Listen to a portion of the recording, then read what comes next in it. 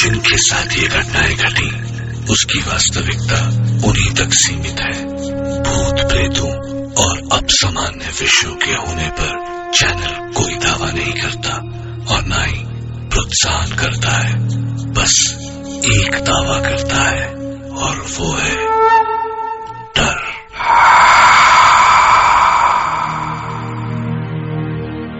कहते हैं कल्पना हकीकत से ज्यादा बड़ी और अद्भुत होती है, लेकिन सच और सपने के बीच का फासला भी बहुत कम होता है।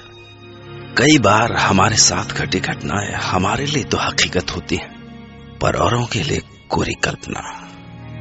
मैं डॉक्टर नागर, पेशे से मनोवैज्ञानिक और पैशन से ह्यूमन माइंड का फैन, हर रात आपके पास लेकर आऊंगा मुझसे मिले कुछ लोगों की आप बीती, कुछ घटनाएं, कुछ किस्से जिन्हें सुन के आप भी सोचने लगेंगे कि क्या वो सच था। क्या वो सच था? आज हम सुनेंगे मुंबई से अनुज जोशी की कहानी। अनुज जो भूत प्रेतों की बातों पर विश्वास नहीं करते थे। वो रात थी 16 दिसंबर 2007 की। मैं मुंबई पुणे एक्सप्रेसवे पर तकरीबन 100 के ऊपर की स्पीड से मुंबई वापस आ रहा था। बारिश में गाड़ी तेज चलाने का मजा ही कुछ और है, पर मेरी लाइफ में आगे क्या होने वाला था मुझे उसका बिल्कुल भी अंदाजा नहीं था। मैं मस्त बारिश को चीरता हुआ गाड़ी दौड़ा रहा था कि अचानक मेरा ध्यान पेट्रोल इंडिकेटर पर गया एंड आई रियलाइज कि पेट्रोल लगभग खत्म हो चुका है। एज एक्सपेक्टेड अगले 10 सेकंड में ही गाड़ी बंद पड़ गई। Oh hell, the only way out was डब्बा लेकर पेट्रोल पंप तक जाओ और वापस आओ। तेज बारिश और 5 किलोमीटर का वॉक। उफ, खैर डब्बा लेकर बाहर बारिश में निकला।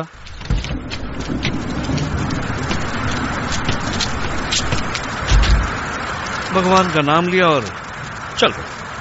तब लगा जैसे भगवान ने मेरी सुनी, क्योंकि 10 कदम ही चला था कि देखा कि पीछे से एक गाड़ी चली गई। मैंने लिफ्ट मांगी और गाड़ी रुक दी। तो मैंने कांच पर नॉक किया, होपिंग कि मुझे लिफ्ट मिल जाए, लेकिन जब कांच नीचे हुआ तो पता नहीं क्यों एक अजीब सा डर लगा।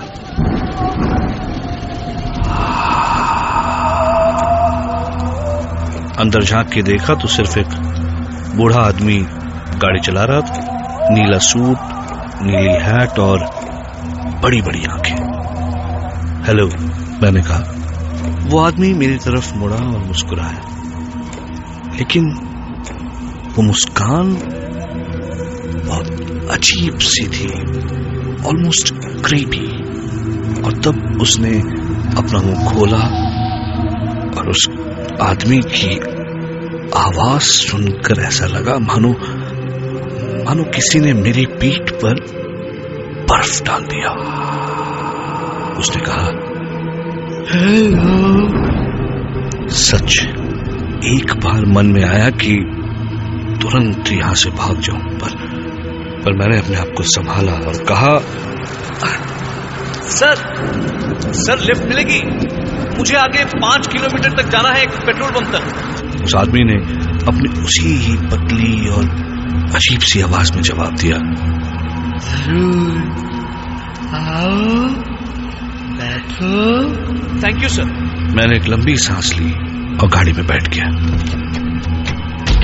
कई बार कैसे होता है ना, वो कुछ करते ही मन से आवाज आती है कि गलत किया बॉस, गलत किया। बस वैसी ही आवाज मेरे मन में आ रही थी। मैंने फाइनली कहा, हेलो सर, मेरा नाम अनुज है। Call me Freddie. Okay, hi Freddie. वो मेरी तरफ देखकर मुस्कुराया। पतले से सूखे हुए होंठ और पीले रंग के टेढ़े मेढ़े दांत। मेरी तरफ मुस्कुराने के बाद फ्रेडी डिकोस्टा फिर आगे देखने लगा। धीरे धीरे मेरा डर बढ़ने लगा। फाइनली बातचीत करने के इंटेंशन से मेरे मन में जो आया मैंने कह दिया, आप बहुत खुश लग रहे हैं मिस्टर फ्रेडी। ओह यस, मैं बहुत खुश हूँ। मैं कल सुबह अपने एक दोस्त से 4 साल के बाद मिलूंगा। अच्छा, देखो ये है उसकी तस्वीर। और उसने मुझे एक आदमी की तस्वीर दिखाई। मोटा सा आदमी, उम्र लगभग 50। ओह, तो इसलिए फ्रेडी मुस्कुरा रहे थे। मेरी जान में जान आई। थोड़ा गिल्टी भी फील हुआ, लेकिन इससे पहले मैं कुछ कहता सामने पेट्रोल पंप आ गया। मैंने फाइनली फ्रेडी से कहा, एक बार फिर से thank you sir. Oh sorry Freddie. That is all right. अगर तुम्हें कभी भी मुझसे बात करनी हो तो you can call me. और मेरे हाँ या ना कहने से पहले ही उसने अपनी जेब से कुछ कागजों का बंडल निकाला। काफी पुराने कागज थे वो, और उनमें से उसने एक कागज का कोना फाड़ा और उसमें लिखा फ्रेडी डिकोस्टा और अपना टेलीफोन नंबर और बैंड्रा वेस्ट का अपना एड्रेस। मुझे कागज दे दिया। मैं जैसे ही उतरा उसने अपनी उसी डरावनी आवाज में कहा, फिर मिलेंगे, bye.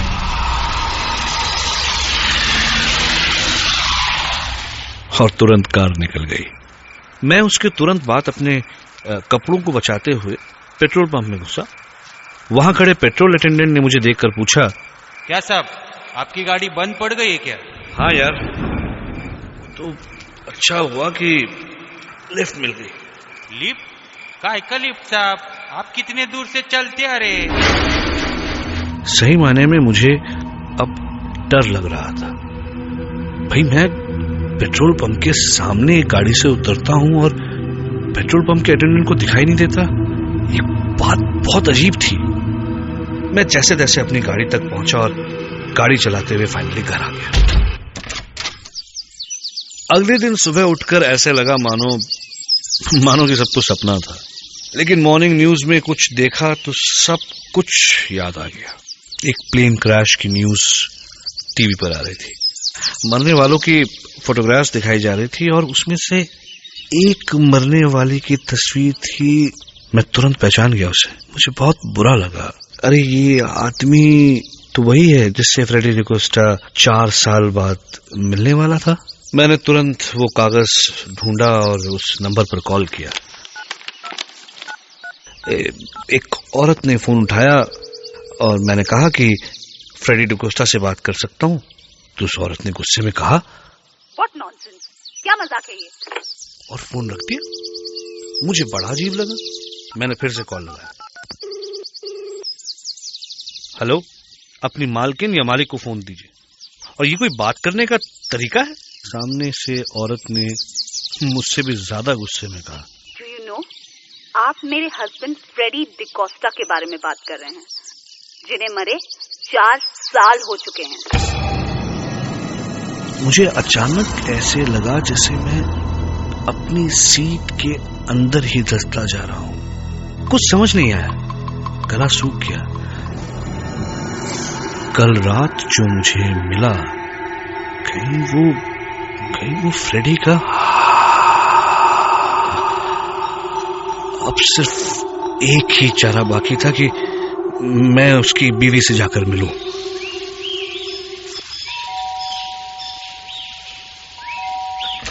Yes, may I help you? जी, मेरा नाम अनुज है। वो मैंने आपसे फोन पर बात की थी आपके हस्बैंड फ्रेडी के तुम जाते हो या मैं पुलिस को बुलाऊं? नहीं, मेरी बात सुनिए प्लीज। मेरा विश्वास कीजिए, मैं कल रात को उनसे मिला था और मेरी उनसे बात हुई थी। I'll call पुलिस अगर तुम इधर से नहीं गया तो। प्लीज मैडम बात सुनिए। वो उनका कद कुछ 6 फुट का था। वो पतले से बड़ी बड़ी आंखें और उन्होंने वो ब्लू सूट पहना था, ब्लू हैट भी। औरत तुरंत रुक गई, दरवाजा खोला और मुझे देखती रह गई और थोड़ी देर बाद बोली, मैंने दफनाते हुए यही कपड़े पहनाए थे उन्हें।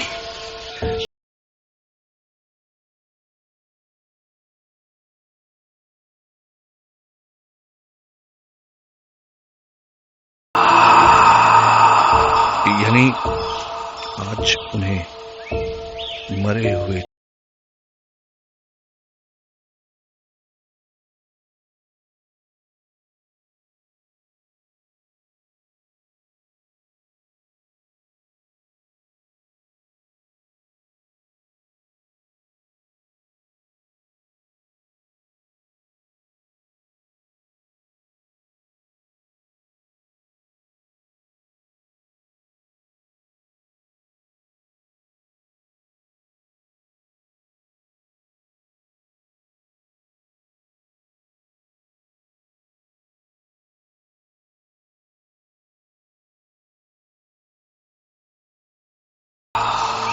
फ्रेडी के बारे में हर बात मिली, लेकिन एक चीज नहीं मिली, उनकी आवाज। उनकी वाइफ ने कहा कि हाँ, उनकी आवाज तो, मैंने कहा एकदम अजीब सी, पतली सी और फटी हुई सी आवाज थी, राइट? तो उन्होंने कहा नहीं, उनकी आवाज तो मोटी थी। तब अचानक उनका चेहरा एकदम सफेद हो गया और उन्होंने कहा, तुम जानता है मेरा हस्बैंड कैसे सुसाइड किया? अपने गले पे गोली चलाकर। इसीलिए उनकी आवाज। मेरे चक्कर बढ़ते जा रहे थे।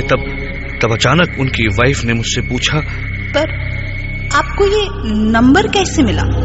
हाँ, उन्होंने मुझे वो कुछ कागजों का बंडल था उनकी जेब में, जिसमें से एक कागज फाड़कर उन्होंने मुझे दिया। अचानक मानो उनकी आंखें और बड़ी हो गई और उन्होंने कहा, किधर है? मुझे वो कागज दे दो अभी, प्लीज मुझे वो कागज दे दीजिए। देखिए इसमें लिखा है फ्रेडी डिकोस्टा, ये फोन नंबर और ये एड्रेस। उस कागज को उन्होंने कुछ ऐसे छुआ जैसे कोई बहुत कीमती चीज हो, और उन्होंने कहा, फ्रेडी आर्मी में था और मैं उसको हमेशा चिट्ठी लिखता था, और ये कागज तो। उन्होंने कागज को पलटा और पीछे उन्हीं के अक्षरों में लिखा था, आई लव यू, और वो रो पड़ी। मैंने वो कागज हाथ में लिया और ऐसे लगा जैसे उस कागज में इलेक्ट्रिसिटी थी। मैंने कहा, देखिए ना, इट्स एज इफ फ्रेडी 4 साल के बाद आपके पास आए हैं और वो आपसे कह रहे हैं। जब मैंने अपने अगले शब्द कहने के लिए मुंह खोला तो मेरी अपनी आवाज मुझे अलग लग रही थी। मैंने कहा, आपसे वो कह रहे हैं कि I love you।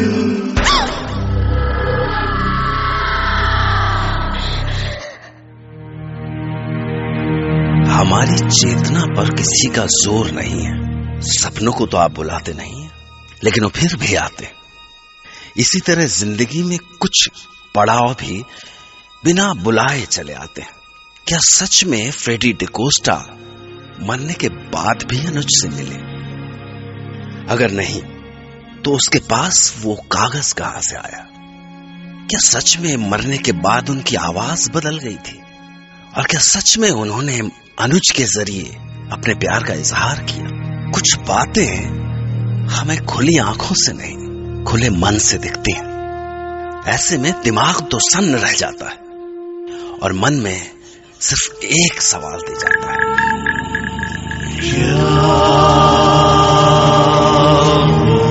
सच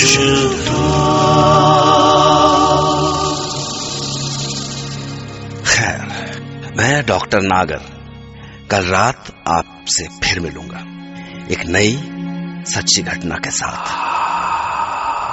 फिर मिलेंगे। बाय।